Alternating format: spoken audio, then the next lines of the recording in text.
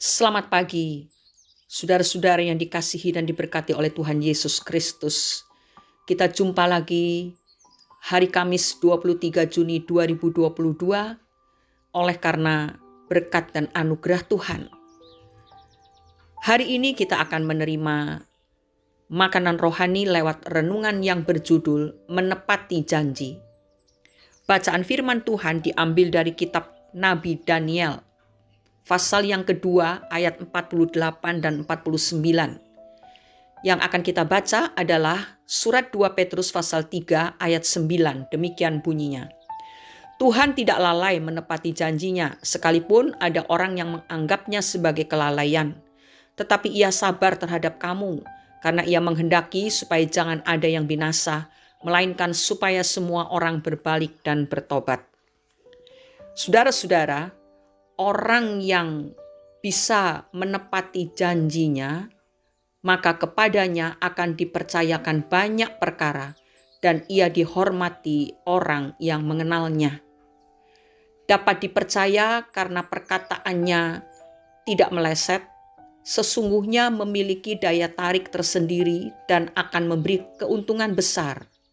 Dapat menciptakan peluang untuk bersinergi dengan banyak orang.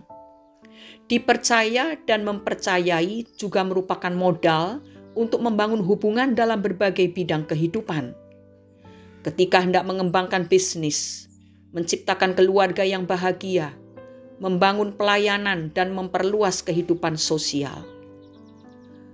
Walaupun awalnya Nebukadnezar bukan seorang yang mengenal Tuhan dan mengenal firman Tuhan, tetapi ia adalah seorang yang menepati janji.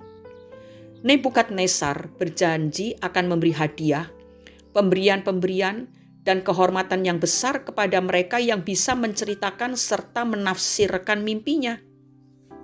Raja Babel ini menepati janjinya kepada Daniel dan teman-temannya yang berhasil menyingkap mimpi sang raja. Sudah dapat baca itu dalam kitab Daniel pasal 2 ayat 6, 48 dan 49. Sadrah, Mesakh, dan Abednego dipromosikan sebagai pemimpin wilayah, sedangkan Daniel sebagai orang bijak di istana raja. Sebenarnya Nebukadnezar bisa saja tidak memperhitungkan mereka dan mengabaikan janjinya seperti yang dilakukan Saul terhadap Daud. Tetapi Nebukadnezar menunjukkan bahwa ia adalah pemimpin yang menepati janji. Nebukadnezar bisa saja ingkar janji kepada orang-orang muda yang selayaknya dijadikan budak, yang memang sudah seharusnya mengabdi tanpa pamrih kepada Babel karena mereka adalah tawanan. Daniel dan teman-temannya adalah tawanan politik karena Babel berhasil menaklukkan Israel dan mengangkut kaum bangsawan untuk mengabdi kepada Babel. Nebukadnezar adalah pemimpin yang berintegritas, yang cirinya selalu menepati janji atau memegang perkataannya. Berkat akan mengikuti langkah pemimpin yang berintegritas, yang memegang perkataan dan menepati janjinya. Seseorang yang diberi Tuhan kapasitas sebagai pemimpin harus bisa menepati janji-janjinya. Oleh karena itu, marilah saudara kita bangun integritas diri kita dari waktu ke waktu, karena integritas yang dibangun akan memberi nilai tambah pada diri kita, yang membuat hidup kita menjadi terang di kegelapan dunia. Orang percaya harus tampil beda dari orang dunia, karena saat ini dunia yang semakin tercemar membutuhkan pribadi-pribadi yang berintegritas. Saudara-saudara, Tuhan telah memanggil kita masing-masing bukan untuk menjadi pribadi yang biasa-biasa saja, tetapi menjadi pribadi yang unggul, yang berintegritas, yang bisa dipercaya. Jika semua anak Tuhan mengembangkan sikap bisa dipercaya, maka kehidupan kita akan menjadi terang dan dampaknya sebagai garam dunia akan semakin meluas.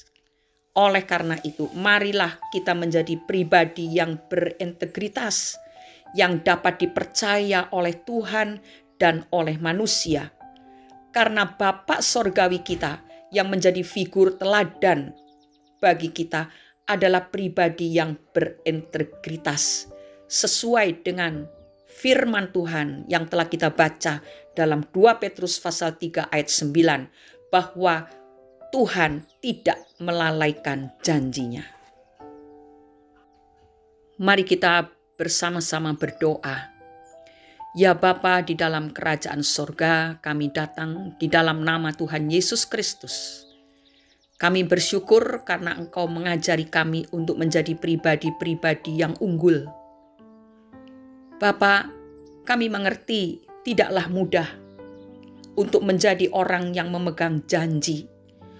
Tetapi karena itulah yang Engkau kehendaki, maka kami mau mengejar keunggulan yang sudah Engkau tetapkan bagi kami, yaitu menjadi orang yang bisa dipercaya dan selalu menepati janji.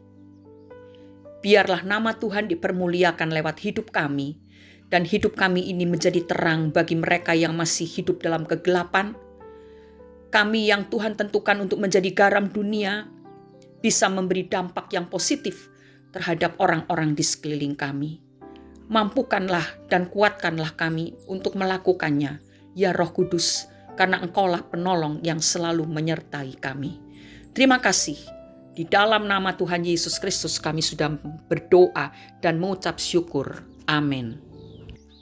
Pakailah waktu Anda untuk bergaul dengan mereka yang selalu melatih imannya.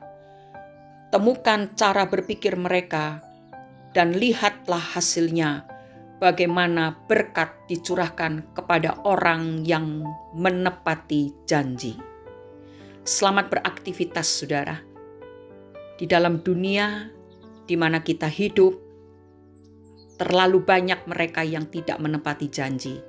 Tapi anak-anak Tuhan, orang-orang yang dikasihi Tuhan adalah orang-orang yang bisa dipercaya karena menepati janji-janjinya.